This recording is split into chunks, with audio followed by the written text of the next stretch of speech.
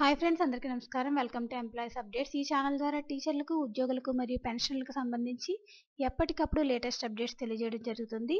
So friends, పెన్షనర్లకు సంబంధించి ఒక లేటెస్ట్ అప్డేట్ అయితే రావడం జరిగింది. దానికి సంబంధించిన డీటెయిల్స్లోకి వెళ్లే ముందు ఈ వీడియో కనుక మీకు నచ్చినట్లయితే లైక్ చేయండి, షేర్ చేయండి, అలాగే మన ఛానల్ను సబ్స్క్రైబ్ చేసుకోండి.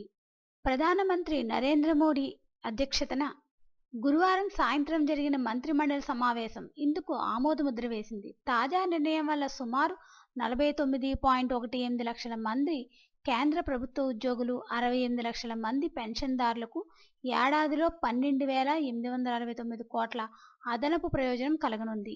ఇప్పటి వరకు మూల వేతనంలో 46% ఉన్న డిఏ ప్రస్తుతం 4% పెంపుతో 50% చేరుతుంది.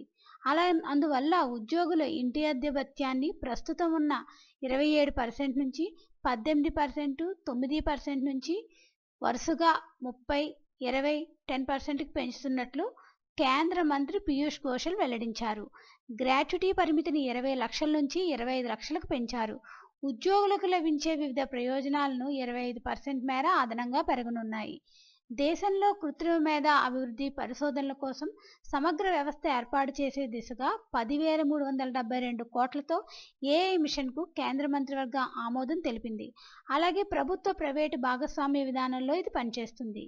దీని ద్వారా ఏఐపై యువతకు శిక్షణ, ఆవిష్కరణ కేంద్రాలు ఏర్పాటు, మౌలిక సదుపాయాల కల్పన వంటి చర్యలు తీసుకోనున్నారు. అలాగే ప్రధానమంత్రి ఉజ్వల్ యోజన కింద వంట గ్యాస్ సిలిండర్ ధరపై ప్రస్తుతం ₹300 రాయితీని మరో ఏడాది అయితే పొడిగించారు. సో ఫ్రెండ్స్, 68 లక్షల మంది పెన్షన్దారులకు ఏడాదిలో 12,869 కోట్ల అదనపు ప్రయోజనం అయితే కలుగుతుంది ఫ్రెండ్స్. దీనికి సంబంధించి ఎటువంటి అప్డేట్ వచ్చినా మన ఛానల్లో తెలియజేయడం జరుగుతుంది. ఈ వీడియో కనుక మీకు నచ్చినట్లయితే లైక్ చేయండి, షేర్ చేయండి, అలాగే మన ఛానల్ సబ్స్క్రైబ్ చేసుకోండి. Thanks for watching this video.